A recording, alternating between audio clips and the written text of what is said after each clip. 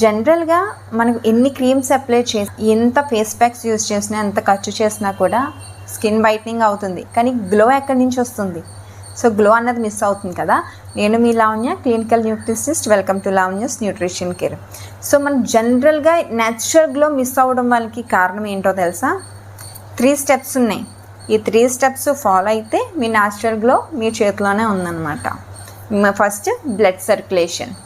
So ఈ blood circulation improve అవ్వడం వల్ల మనకి న్యూట్రియన్స్ అబ్సార్ప్షన్ బాగుంటుంది. ఇంకొకటి ఫ్రీ రాడికల్స్ని డిక్రీజ్ చేయడానికి అవుతుంది.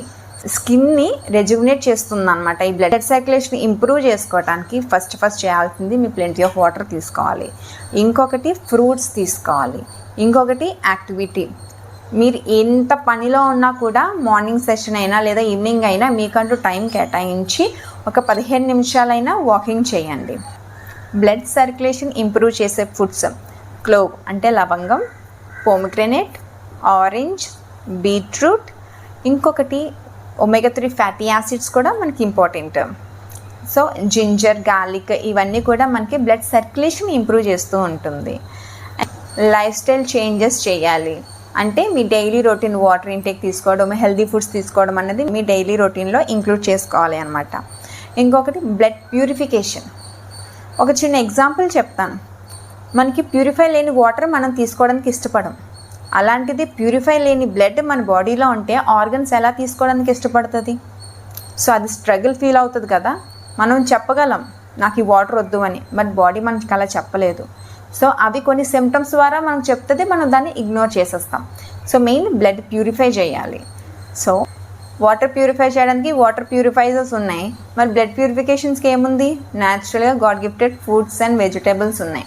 సో ఈ ఫ్రూట్స్ అండ్ వెజిటేబుల్స్ తీసుకుంటే మనకి గ్రాడ్యువల్గా మనకి బ్లడ్ ప్యూరిఫికేషన్ అనేది పెంచుతూ ఉంటుంది అనమాట.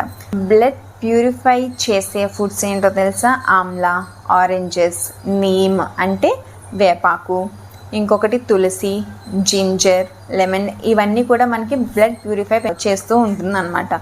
ఇంకొకటి వీక్లీ వన్స్ అయినా ఫ్రూట్ ఫాస్టింగ్ అయినా లేదా వాటర్ ఫాస్టింగ్ అయినా ఉండాలి. సో అప్పుడే మనకి లివర్ డిటాక్సిఫై అవుతుంది.